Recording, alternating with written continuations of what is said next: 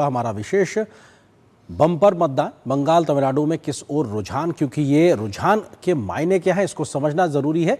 और इस खबर पे बात करने के लिए वरिष्ठ पत्रकार एसए हेमंत जी हमारे साथ जुड़ रहे हैं। हेमंत जी, बहुत बहुत स्वागत है।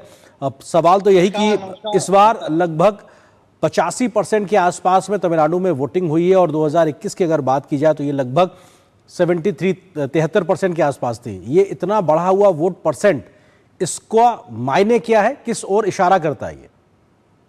नमस्कार, मैं हेमंत शर्मा पत्रकार बेंगलुरु से बोल रहा हूं। देखिए,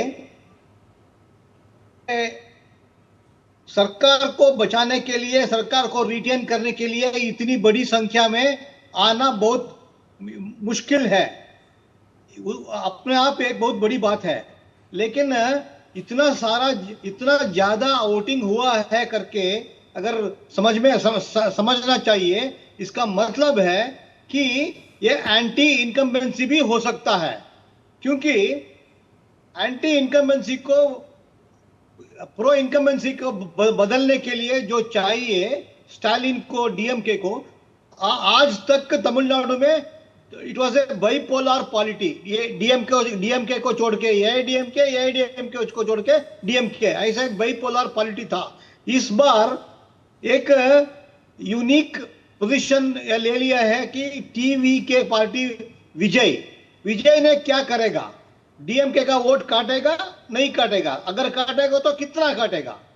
तो उसका असर किस पे मतलब पड़ता है? डीएमके को अगर असर पड़ता है तो इसका फायदा किसको होगा? एआईडीएमके को होगा या बीजेपी को होगा? मुझे लगता है, मैं भी तमिलनाडु में जा चुका हूं, तमिलनाडु में कवर कर चुका हूं चुनावी 36 साल से। मुझे लगता है अगर विजय ने डीएमके की वोट काटता है तो इसका फायदा सीधा एआईडीएम को जाता है, बीजेपी को कम जाता है। इसलिए मैं कह रहा हूं, इस बार it is a tripolar polity, bipolar polity नहीं है, ट्राइपोलर पॉलिटी है। Number 1।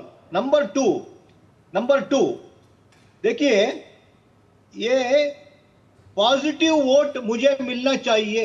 I want the people to vote a positive, cast a positive vote in favour of DMK. और अगर बोलने के लिए आपने क्या किया है, देखिए ऐसा मुद्दा है। देखिए, DMK Tamil Nadu society is Hindu, politics is Dravidian. Tamil Nadu politics is Dravidian politics. Tamil Nadu society is Hindu. इसलिए मुझे लगता है कि ये दीपम का मुद्दा हुआ ना जी, वो दीपम जलाना नहीं जलाना, जलाना नहीं जलाना, हाई कोर्ट में गया, लोकल कोर्ट में गया, बाद में सुप्रीम कोर्ट में गया। This has created a lot of resentment in the among the people. अरे, हमारे मंदिर में दीप जलाने के लिए क्या सुप्रीम कोर्ट? हेमंत जी, आप जो ये बात कह रहे हैं बहुत महत्वपूर्ण है, लेकिन एक चीज और इसके साथ, क्योंकि आज हमने जब वोटिंग पैटर्न देखा, इसमें यूथ और वीमेन, महिलाएं, इनकी बड़ी भागीदारी नजर आ रही है। क्या एक सेक्शन के तौर पर यूथ और महिलाओं को अगर देखा जाए तो उनके वोटिंग पैटर्न को कैसे एनालाइज कर सकते हैं हम? देखिए, the youths are always a part of aspirational society. कब तक आप ये बोलते रहेंगे कि द्रविडियन पॉलिटिक्स? कब तक बोलते रहेंगे? 50 साल से बोलते आ रहे हैं, 40 साल से बोलते आ रहे हैं।